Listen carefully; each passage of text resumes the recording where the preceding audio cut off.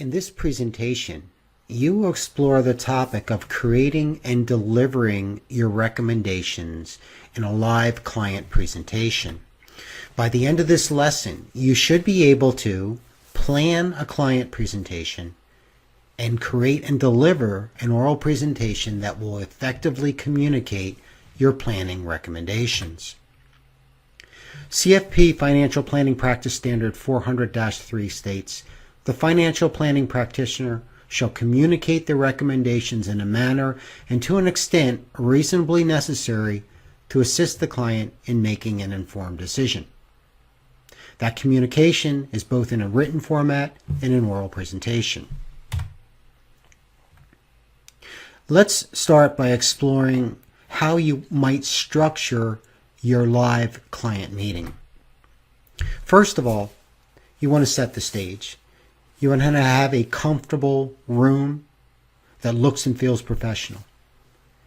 You need to set the time parameters and establish a preliminary agenda which will provide time for discussion about personal issues, for you to present your recommendations that are linked to the client's goals, and time for collaboration, feedback, summary, and making sure that the meeting will not be interrupted. It's important that you plan and communicate to the client your meeting agenda. And you'll be customizing the agenda for your need, for your clients, for your own personality. But on this slide, I've provided a flow, an agenda flow that is logical and you may want to use. It starts with the client welcome. And if you have a team with you, you want to be introducing the team members. From there, you need to frame the client's goals and their current situation. Where's the client now? What are those strengths and those weaknesses or challenges and opportunities and threats, vulnerabilities and gaps in the current plan that could impact the client's ability to reach those goals? With that foundation laid, you would then move into your specific planning recommendations. Again, those recommendations link to the client's goals, where you start to share with the client the impact of action and inaction. The order that you move through your planning recommendations could be based on the client's priority of goals. You may want to develop your own flow based on what feels logical, how the conversation would naturally flow through all your planning recommendations. After you have explained that, you want to present the action plan with priorities. And finally, what's next? Let's take a look at each of these in more detail. Professor Elizabeth Jaton provides a very useful motto that you might want to refer to when you think about that welcome. And she says, "Well begun is half done." Her recommendation that you should begin every meeting with 3 key points. First of all, an icebreaker. How's your day going? That allows the clients a little bit of time to slow down from their stress schedule, from getting to the meeting on time, running upstairs. And also, it communicates that you're sensitive to their current state of mind. How much time do you have for today's meeting? This is really important because if something has unexpectedly come up for the client and they're only going to be there for 30 minutes when you thought an hour, that would be a huge surprise. It would mess up your timing of how you're presenting the flow of information. So when you ask this question and get the feedback, you avoid surprises. And it allows you to pace yourself. And that third question, before I review our agenda, what do you want most to accomplish and talk about today? That's an important question.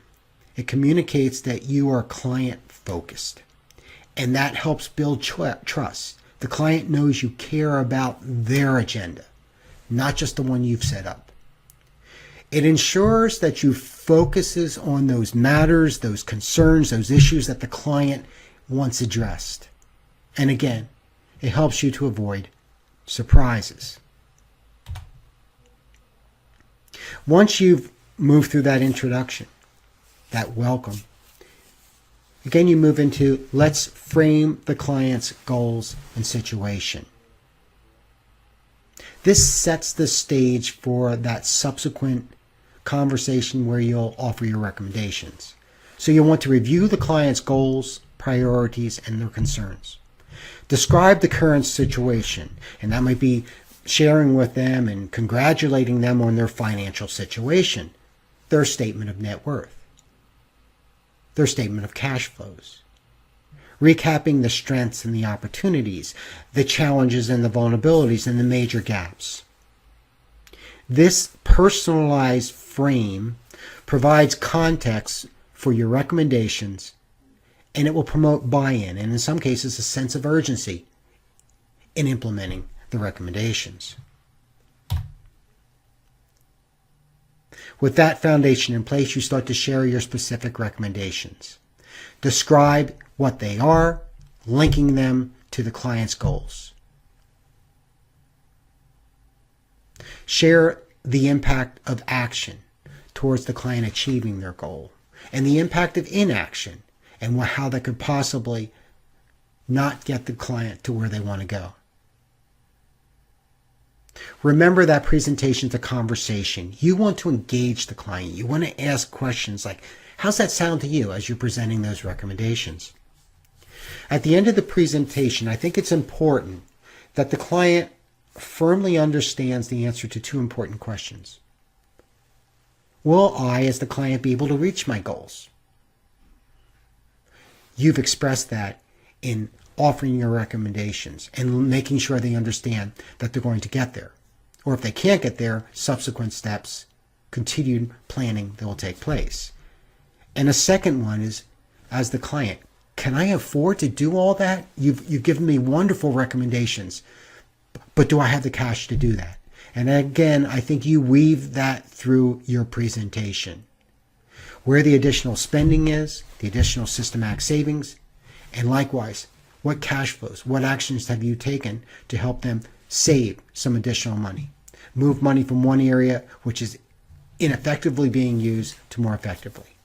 So answering those two key client questions. Will I be able to reach my goals? Can I afford to do that? Once you've completed your presentation of recommendations and engaged in that dialogue with the client, you offer that detailed action plan of who does what by when.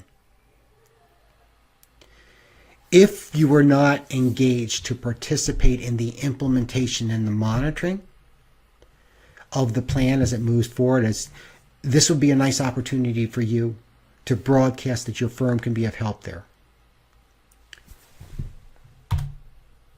Finally, concluding the meeting, what's next?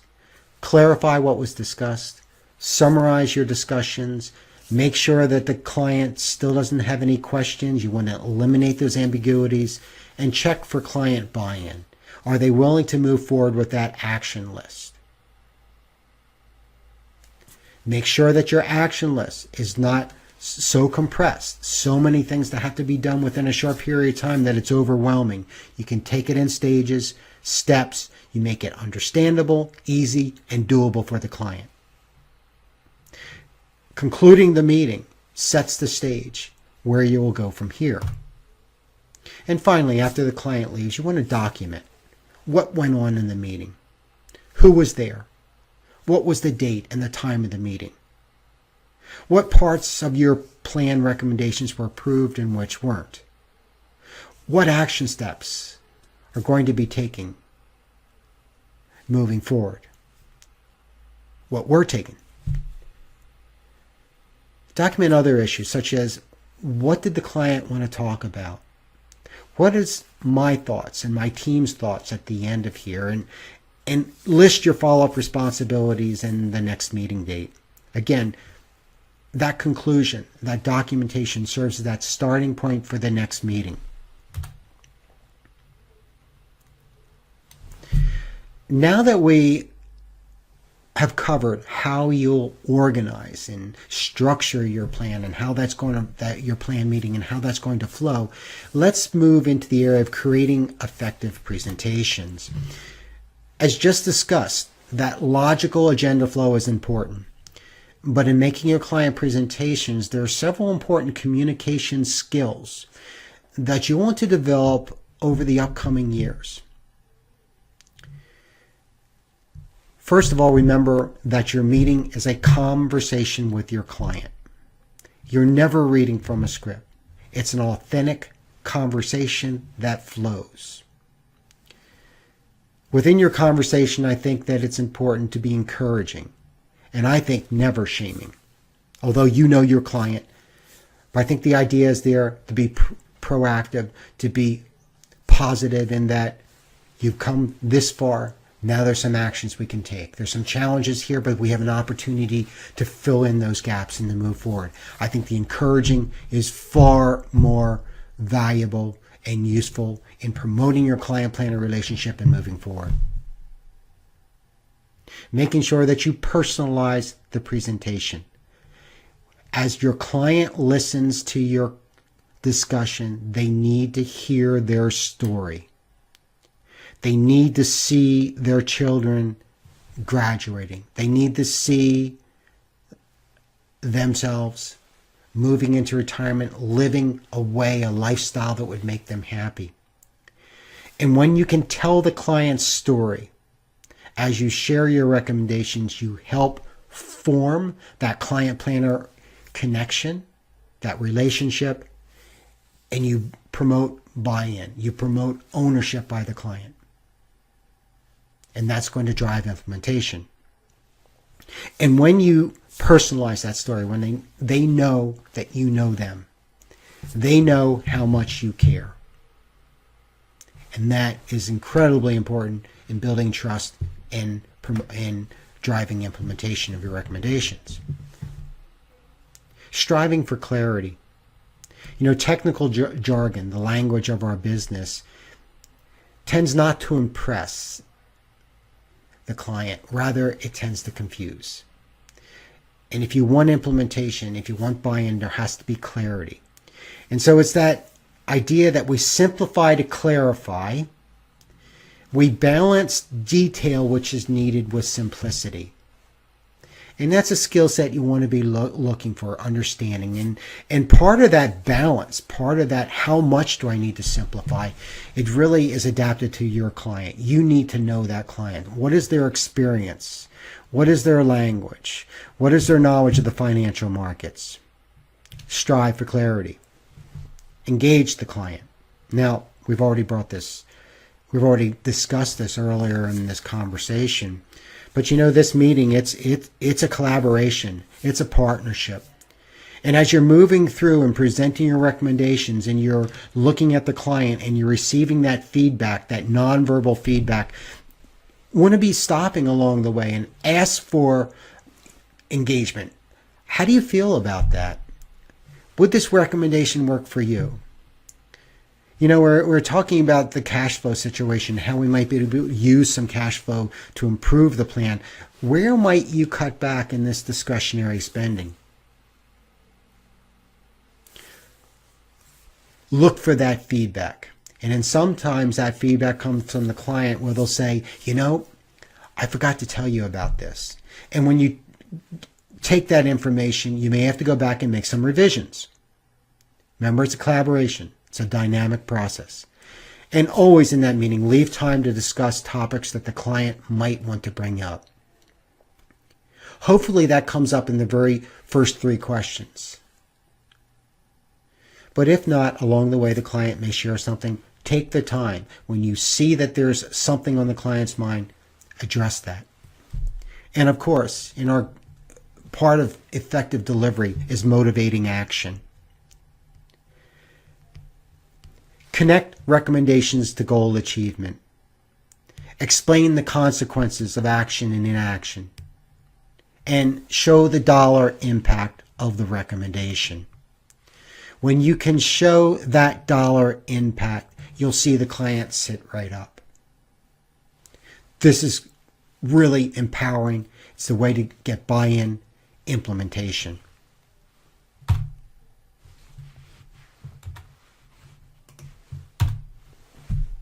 One of the best ways to connect with clients is to tell a story. So in your conversation, think about ways that you might introduce your personal stories or anonymous client stories into the conversation. I remember going to an FPA convention, national convention, and Christina Baldwin was the speaker, and she said, words are how we think, story is how we link. And in an article by Vern Hayden, he said, whether you're giving a speech or in a discussion, clients will likely remember a story you tell rather than some quantitative point. And I think this is an important concept to think about as you have that conversation, as you're trying to present a point, as you're trying to get by any types of resistance. Connect with stories. Engagement is a fundamental component of every live presentation. In engaging with a client, you're asking for feedback, and that feedback comes through verbal and non-verbal channels. You're going to listen to what the client says. You'll understand how they say that, the body language of how they react to something that you ask or something that you present, the questions that they're asking, the stories that they tell you, and if this is an ongoing engagement, you'll be looking at the actions taken and not taken. So you are discovering a lot of information through that feedback, verbal and nonverbal feedback. So when the client opens up, starts to open up to our questions, to our meeting, we need to actively listen to answers and start to think about the meaning and the stories behind those answers. We want to encourage that conversation, that flow of information. Tell me more. Anything else? And throughout the whole process, show your support, your interest, and empathy. You want the client to feel relaxed, to stay opened up, and to share. I already started to talk about the nonverbal communication, and certainly research shows us that nonverbal communication is more important than the words when it comes to understanding behavior. So in our conversations, we need to pay attention to the client's facial expressions, their body language. Are they leaning forward? Are they backing off? Are the arms crossed? Are they maintaining the eye contact, or is it dropping down and away? Do the gestures of the client match what they're saying and where we're going? Is there a head nodding? Are you seeing that no gestures? What's the tone of the voice? Are there changes in the tone of the voice as the client's reacting to some of the recommendations? And what is that emotional reaction?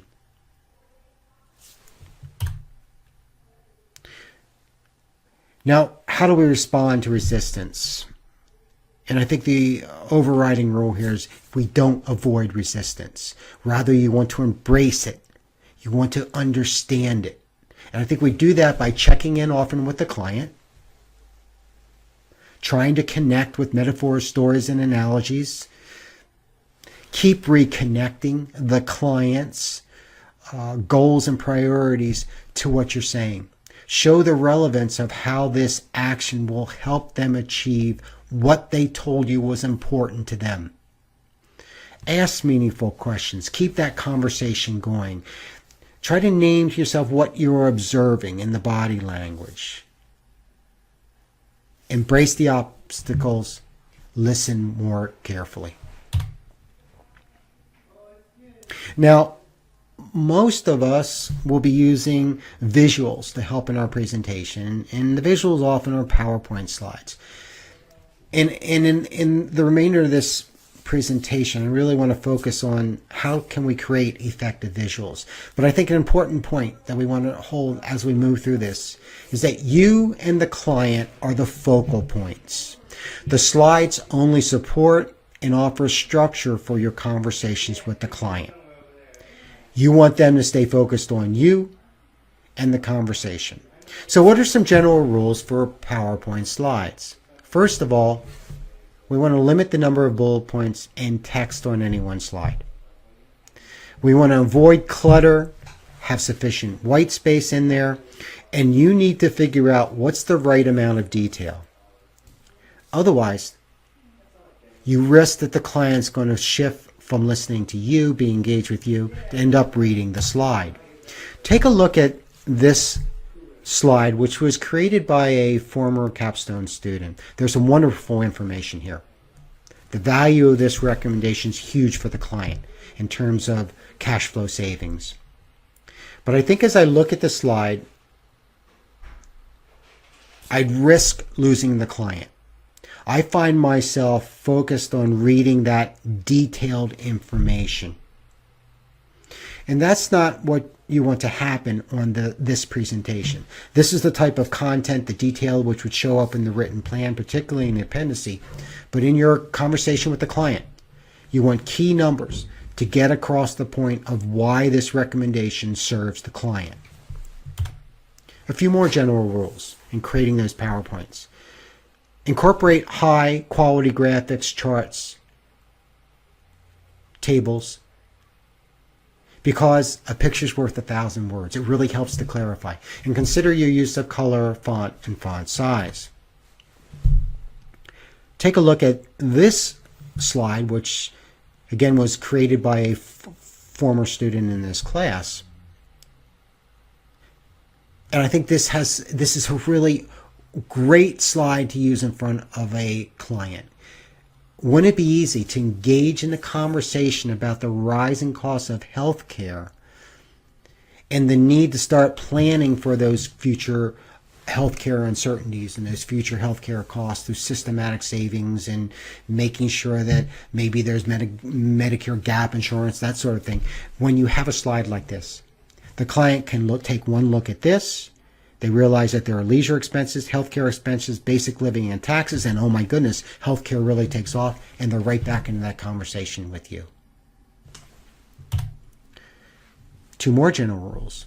Limit the amount of data on the slide.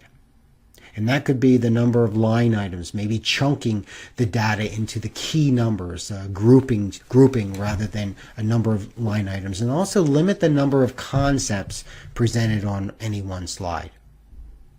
I think it's better to have a few, 2 or 3 concepts, rather than having 8 or 10 in a client slide. You could always use another slide as a follow-up. Well, what do you think about this slide? It has a very clean graphic. It clearly spells out where your money goes. And then it has dollar values in the different groupings. I think this slide could go either way. I find myself looking at the detail, and I'm not sure all that detail is absolutely necessary to get your point across, but again, it's up to you. In the end, you'll have to determine when is enough data enough, and when is enough, or when is the data a bit overwhelming. It's going to distract from keeping that client in that conversation with you rather than reading the chart. I don't know if you know, but you have a wonderful resource available to you as a student in the program. Through your MyCLU portal, you have access to lynda.com.